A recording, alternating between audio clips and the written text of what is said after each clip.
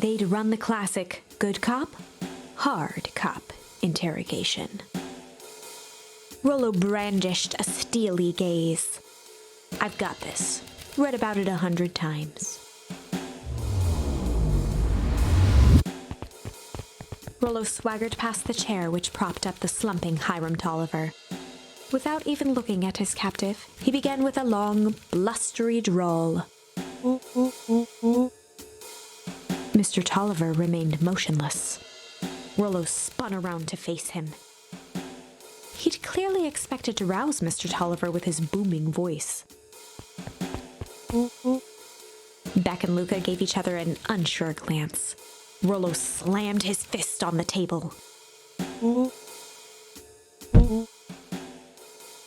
He grabbed the table lamp and beamed it onto the unconscious face. Mr. Tolliver groaned and slowly lifted his head. He recoiled with a muddled, weary squint. The chair wobbled as he attempted to straighten up. Mr. Tolliver could only make out rough shapes through the glaring light. With a gruff tone, Rollo hoped to both conceal his voice and intimidate.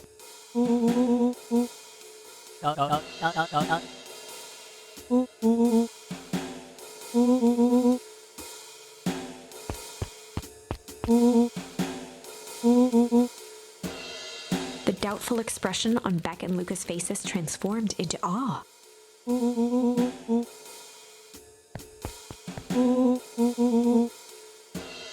Rollo, hitting his stride, was now channeling every detective trope his memory could recall. He slammed the table again. Mr. Tolliver's voice became desperate. He was nearly in tears.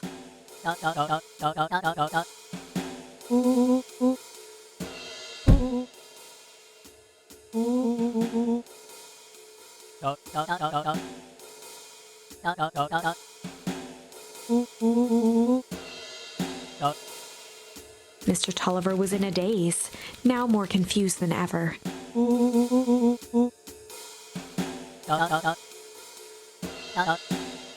He shook his head, feeling more and more dizzy.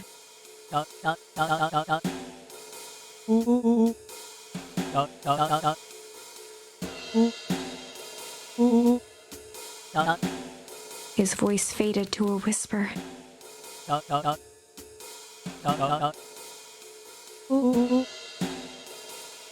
With that, Mr. Tolliver passed out cold. Rollo swung around with a repentant grimace.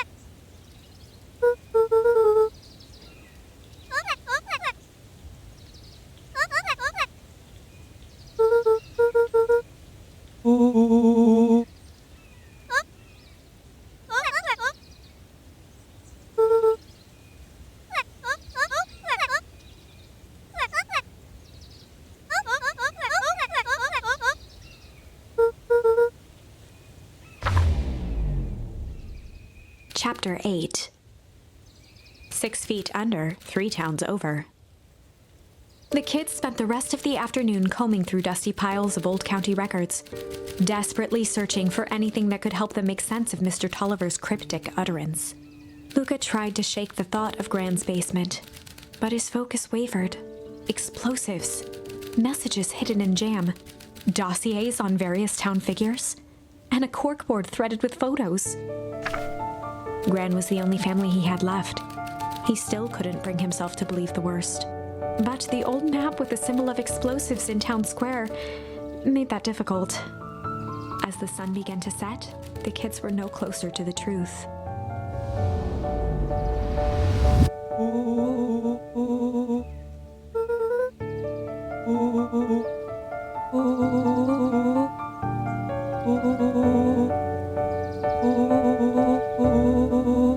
Rollo shut his book with an assertive nod.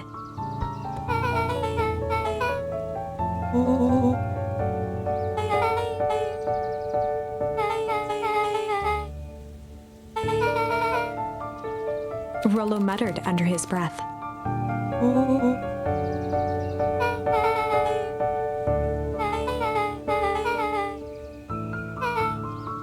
Beck slammed her finger down on the open page before glancing down to read.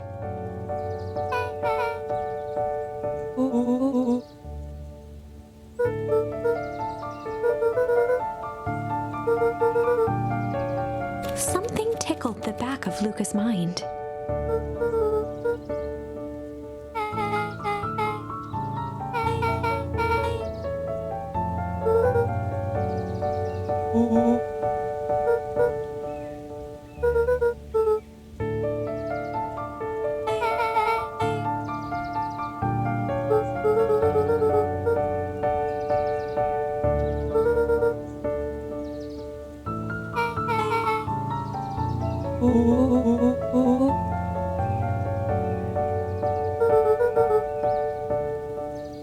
The question hung in the air.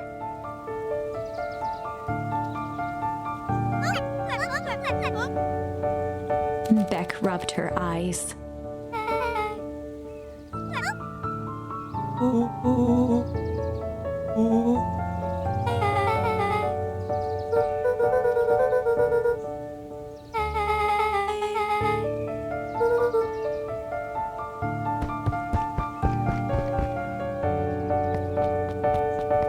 Luca's heart was pounding as he approached the house. If he was lucky, Gran, or whoever it was, hadn't gotten back yet. And of course, there was Mr. Tolliver tied up and unconscious in the basement. Dealing with him would be the first order of business. Luca shook out his arms to calm his nerves before entering.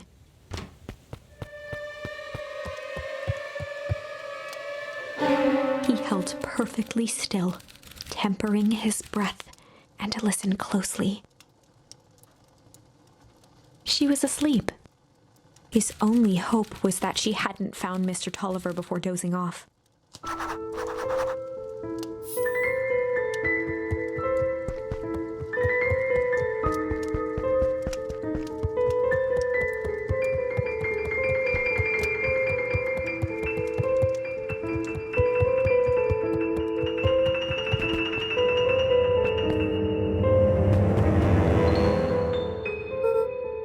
Mr. Tolliver was nowhere to be seen.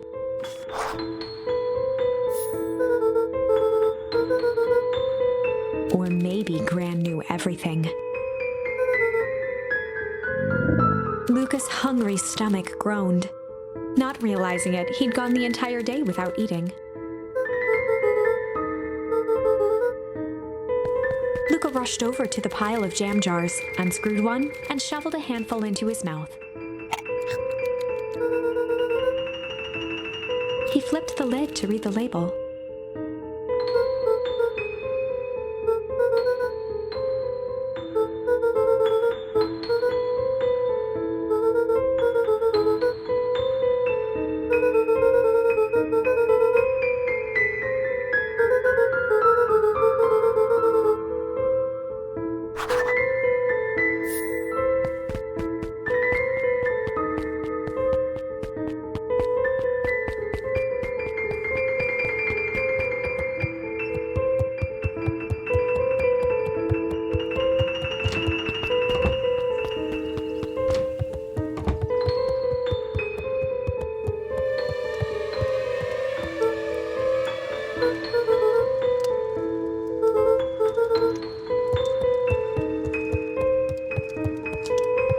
As Luca climbed the final stair, the emotion of the day dragged heavily on him.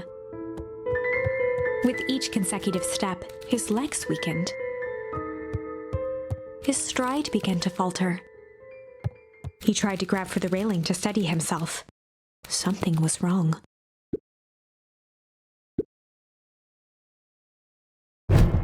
Luca groaned and tried to move. His limbs might as well have been bolted to the ground. Through numb lips, he mumbled just before falling asleep.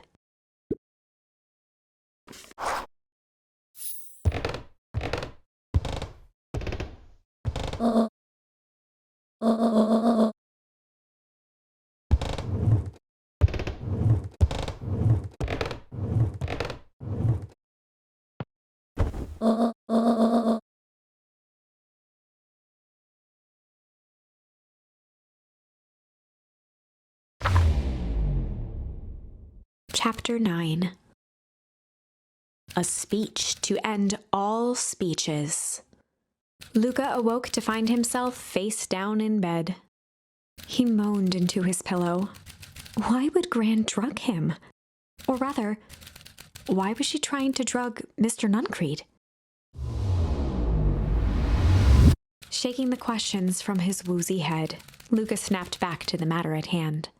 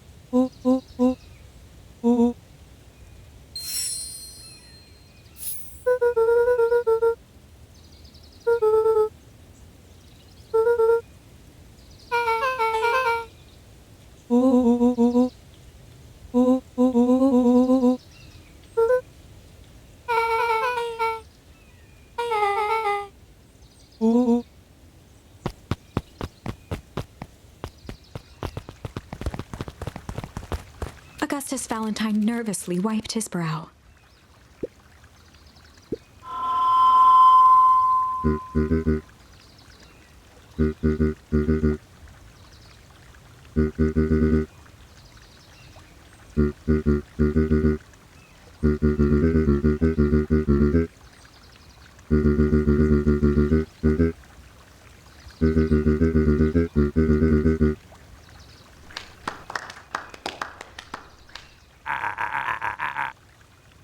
Gus cleared his throat and awkwardly loosened his tie. William Kerr bounded on the stage with the energy of a preacher at a big tent revival. He gave Gus a hearty slap on the back and motioned him off the stage.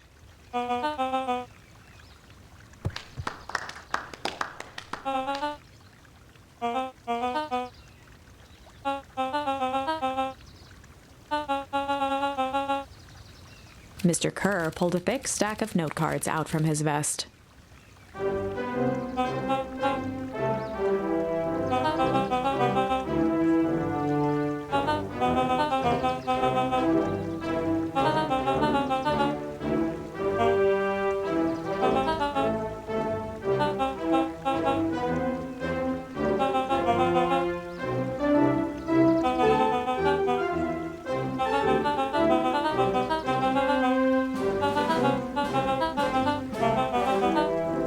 Mr. Kerr took a moment to survey the crowd.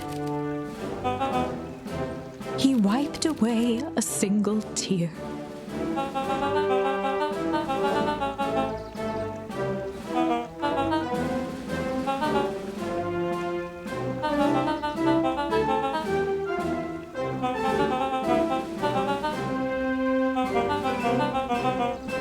He thumped the podium to emphasize each word. Mr. Kerr nodded confidently, biting his lip. The crowd was silent, in rapt attention.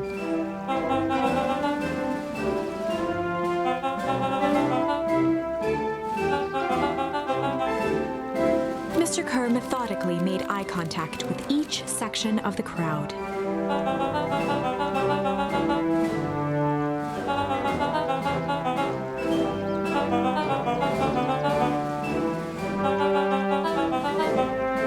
His voice began to build to a crescendo.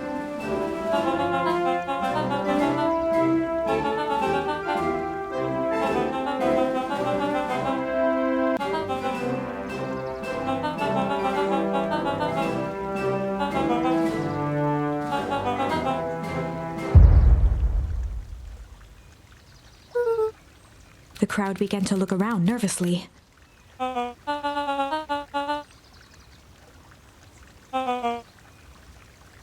Mr. Kerr quickly flicked through his note cards.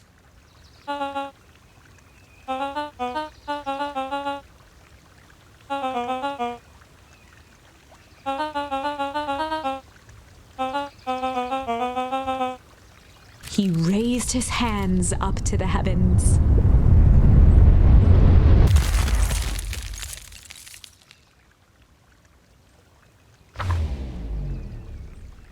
At that moment, a merciless wall of impossibly cold air ripped through the crowd, instantly freezing everyone and everything it touched.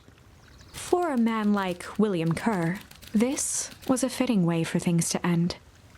On a stage, with an entire town frozen in rapt attention for the rest of time. The end. There's that ice again! Whenever I think we're getting close, it comes along and ruins everything!